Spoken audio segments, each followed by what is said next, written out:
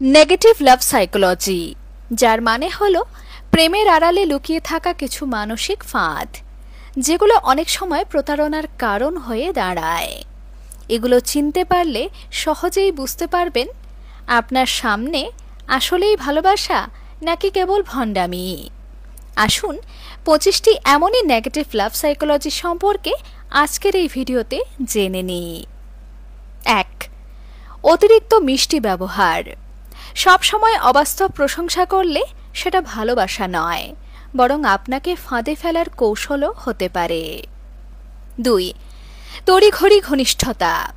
সম্পর্ক শুরুর কয়েকদিনের মধ্যেই বা বিয়ের আগেই ঘনিষ্ঠ সম্পর্কের আবদার করা, এর পেছনে গোপন কোনো উদ্দেশ্য থাকতে পারে। 3. Controlling nature. ভালোবাসার নামে আপনার সকল সিদ্ধান্তকে নিয়ন্ত্রণ করার চেষ্টা করলে সতর্ক হয়ে যান। 4. দোষ চাপানো। তার কোনো কথা না মানলেই আপনাকে খারাপ প্রমাণ করার চেষ্টা আসলে এক ধরনের মানসিক খেলা। তার মানে ঘি সোজা আঙ্গুলে না উঠলে আঙ্গুলকে বাঁকানোর খেলা। 5. একতরফা সম্মানের আশা। সম্পর্ক মানেই সমান সম্মান, এক পক্ষের আধিপত্য নয়। সেখানে দুজনকেই দুজনকে প্রাধান্য দিতে হবে, সম্মান দিতে হবে। 6. শর্ত সাপেক্ষ ভালোবাসা। আমাকে ভালোবাসলে এটা করতে হবে, এ ধরনের দাবি আসলে ইমোশনাল ব্ল্যাকমেইল। 7. অতিরিক্ত সন্দেহ প্রবণতা। ভালোবাসা সঠিক হলে আস্থা থাকবে, সারাক্ষণ জেরা নয়। 8. অস্বাভাবিক ঈর্ষা। অতিরিক্ত হিংসা আসলে সম্পর্ককে শ্বাসরুদ্ধ করে তোলে এবং সেটা ভালোবাসা কোনো দিনই হতে পারে না। 9. তুলনার খেলা। অন্যের সঙ্গে আপনাকে মাপা মানেই সে আপনাকে মূল্য দিচ্ছে না, আপনার মধ্যে খামতি খুঁজছে। 10. সম্পর্ক গোপন করা। সত্যিকারের ভালোবাসাকে কেউ কখনো গোপন করতে চাইবে না, বরং সবাইকে জানাতে চাইবে। 11. হঠাৎ অদৃশ্য হয়ে যাওয়া।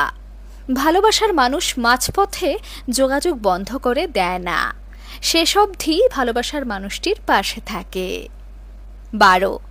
আর্থিক চাপ সৃষ্টি করা। সবসময় আপনাকেই খরচ বহন করতে বাধ্য করা প্রতারণার এক ধরনের ইঙ্গিত। 13. দুর্বলতার সুযোগ নেওয়া। আপনার গোপন তথ্যকে অস্ত্র বানিয়ে আপনারই বিরুদ্ধে প্রয়োগ করা মানে সেখানে সততা নেই। 14. সদা অসহায় সাজা। সবসময় ভিকটিম হয়ে সহানুভূতি আদায় করা সম্পর্কের স্বাস্থ্য নষ্ট করে। 15. একাকী করে ফেলা।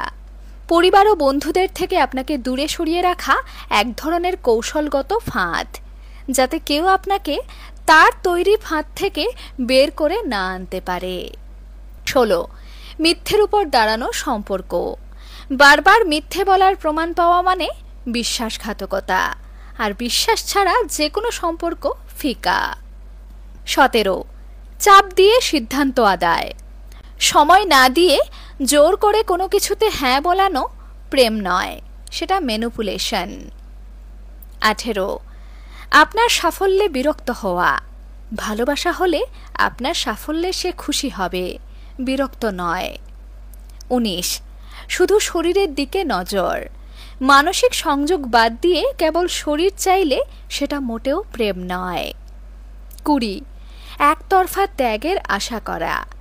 সবসময় আপনাকেই ত্যাগ স্বীকার করতে হবে এমনটা যদি হয়, তাহলে এটা অসম ভালোবাসা।